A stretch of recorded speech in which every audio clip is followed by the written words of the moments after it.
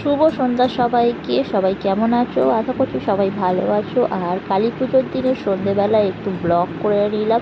আর দেখতেই পাচ্ছে সন্ধেবেলা সেজে গুজে একটু রেডি হয়ে গেছি। তো সকাল সকাল জল ঢেলে চলে এসেছিলাম।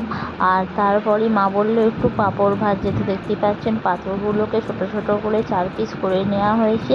আর তারপর দিয়ে দিলাম তেলের মধ্যে।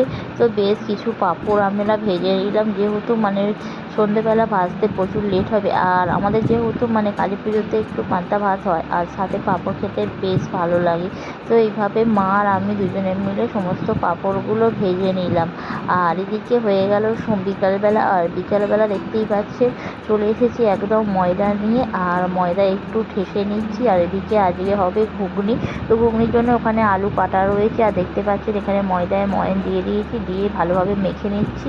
আর ওদিকে হচ্ছে একটু আলুর দম। তো আলুটা একটু সিদ্ধ করে নিয়ে নিচ্ছি। আর দেখুন আমি ময়দাটা খুব ভালোভাবে ঠেসে নিচ্ছি যাতে নরম হয়। আর না ভালোভাবে ঠেসলে একদমই নরম হয় না। আর এদিকে ময়দাটা ঠেসা হয়ে গেল, সাথে সাথে কুণাল করে দিল একটু হেল্প। কুণালও প্রচুর পরিমাণে ঠেসেছে। আর তারপর আমি লুচিগুলো কেটে দিলাম। আর কুণাল এভাবে লুচিগুলোকে গোল করছে। আর মা এখন কড়ার মধ্যে দিয়ে দিচ্ছে। আজকে একটু ঘি দিয়ে লুচি ভাজা হবে। ছোটোবেলায় তো ঘি দিয়ে লুচি ভাজা হতো, ডালডা ঘি দিয়ে।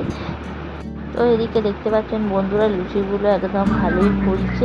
তো মা এদিকে লুচিগুলো করছে আর আমি এদিকে বেলে দিচ্ছি। আর সাথে ওদিকে কুণাল গোল গোল করে পাকিয়ে নিচ্ছে লুচিগুলো।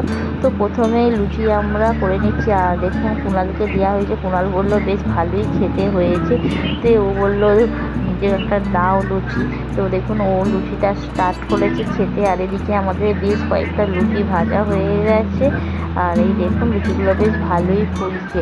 আর এই গরম তো বেশ ভালোই পড়েছে, কিন্তু লুচি বেশ খেতে তো ভালোই লাগে বলুন। আর দেখুন লুচিগুলো একদম সাদা সাদা খুব সুন্দরভাবে ফুলেছে। আর তারপরেই করে নেব আমরা আলুর দম। তো আলুর দমে প্রথমে দিয়ে দিয়েছি 5 ফোড়ন, সেটা দিয়ে দিয়েছি তেজপাতা, শুকনো লঙ্কা। তো তেলটা গরম হয়ে গেছে দেখতেই পাচ্ছেন। তারপরে দিয়ে দিয়েছি কিছুটা টমেটো কেটে, যেহেতু নিরামিষ হচ্ছে, কারণ পুজোর দিন নিরামিষ আলুর দম। তারপর সমস্ত মশলাগুলো কষিয়ে সিদ্ধ করা আলুটা দিয়ে দিয়েছিলাম। আর দেখুন আলুটা বেশ সুন্দর কালার হয়েছে, আর খুব একটা ঝাল আমি দিইনি। আর তারপরেই আলুর দমটা নামাবার সময় দিয়ে দেবো একটু ভাজা মশলা। আর তারপরে একটু ধনেপাতা ছড়িয়ে